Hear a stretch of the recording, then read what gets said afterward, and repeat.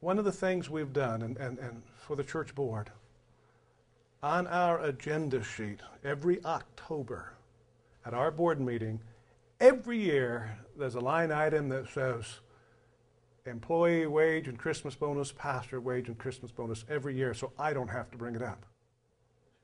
It's automatic. I can't escape it either. It's there. It's done in October because it reminds them it's there, and then they have 30 days to begin to pray about it, and by November they need to start making decisions because the Christmas bonus has to be there by December 1st for them.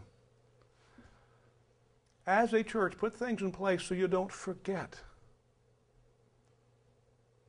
I have some friends who are pastors who used to be on a board of the church, and they've taken a church and done well. And in probably the last 6 or 7 years, while the church has grown in attendance and in finances and ministry, he hasn't gotten a raise. And his wife, who has struggled with some health issues and worked full-time to help offset things, finally came to her husband and said, if they don't give you a raise, I'm leaving this church. She said, it's killing me to watch them not love you, and I watch how you labor and work and care for them. She said, I can't do that anymore. Now, the church has no idea this is going on. You don't know what's back there.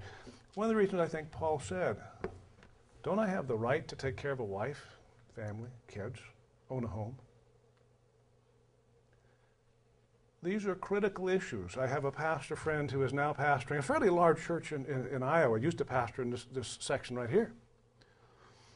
He was talking with his board, and they were going, well, Pastor, I don't know about raises. Seems to me you're getting enough. And he shared with them, he said, guys, you guys all have financial goals, things you're trying to meet, a place you want to be when you're 65. He said, so do I. But you are not letting me reach it, and I can't do anything about it. I'm at your mercy. There's a lot of things about taking care of a pastor. It's not just giving him money every month. He's going to get to be 65. I have 2 people I love that I'm close to. They're 70 years old. They're pastoring churches. They should retire. They have not been able to buy a home because the salaries in the church is small and because they've lived in a parsonage. They've had no retirement. They cannot retire. And they're reaching a place in their health they cannot pastor. What do? After 50 years or more in the ministry, they've labored, but the church has not said, we'll take care of you. Now what happens to them? I'm trying to just present you with the scenarios from the pastor side and from the Bible. There are those in every church that just somehow think pastors are greedy. I don't know if I've met a greedy pastor. I've met some that are well taken care of. I've told some pastors if they give you a raise and you don't need it, take it and put it back into missions. 2 things will happen. 1, you'll support more missionaries, which is what God wants. The other, you help set a precedent, an example of giving. But don't be just turning down raises because you don't want anybody to think you're making too much. Let me give you the last government statistic I've heard. Family of 4, husband, wife, and 2 children, in order to live in our economy in the United States, the average family of 4 should be receiving $65,000 a year. That's what the government says. Now, we're saying, well, I don't get anywhere close to that. No, but you're probably not paying for your medical insurance. You probably don't have the cars. And there's a lot of things you're doing without. If you had it, you would have the life you probably is set for this country. I'm not telling you give him $65,000. I'm telling you the government recognizes that it's expensive to live. Do you know the average car payment? Anybody had the average car payment? You probably don't have one up here because we're a little remote and we live differently, but I just want reality here. Any ideas? My daughter's paying What? My daughter's paying $350 a month for her car. Yeah. That was the average car payment 15 years ago. It was? The average car payment is $750 to $800 a month. Oh, yeah. Go price a new car. They're $45,000. Now, I say that because here's one of the things I know. I bought a little Chevy Colorado pickup 5 years ago. But in the ministry, we are on the road constantly. In 5 years, I put over 120, oh no, 4 years ago, I put over 120,000 miles in 4 years of my pickup. That's not my wife's car that we use for our family. That's predominantly ministry miles. A lot of miles. Another 4 years, that thing's done for. Do you know what it's going to cost me to replace that?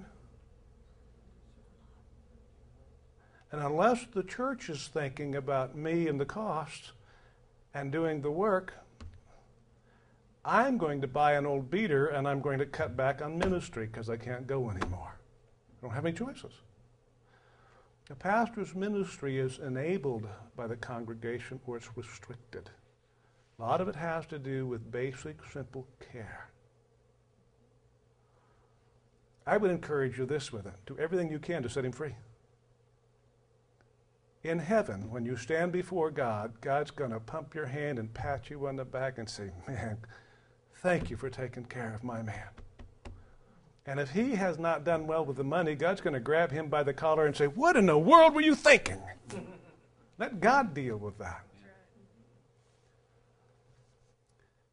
Used to be, and I don't know about where it is today, because mega churches have changed this, but used to be, in a small church, about 60 to 65% of the income was considered what a pastor should live on.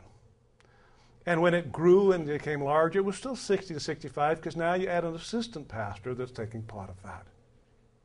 That was usually the figure that you use. And if you look at most churches that are not mega churches, you'll find somewhere around 60% is what their budget is set for pastoral staff salaries.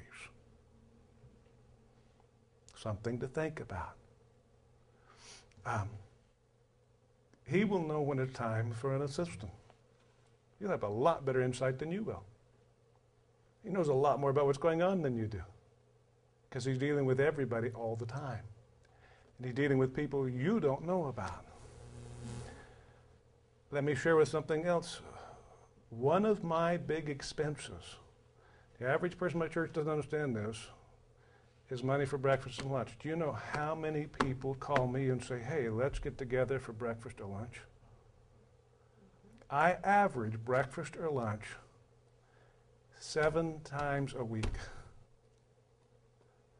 If I can get by at $10, that's $70 a week. That's $280 a month that I would not spend if I was working someplace else. But the ministry, and they're all, I may only meet with one person of the month, but I'm meeting with all of them. The average person doesn't realize the pastor has expenses that are not normal, they're not usual.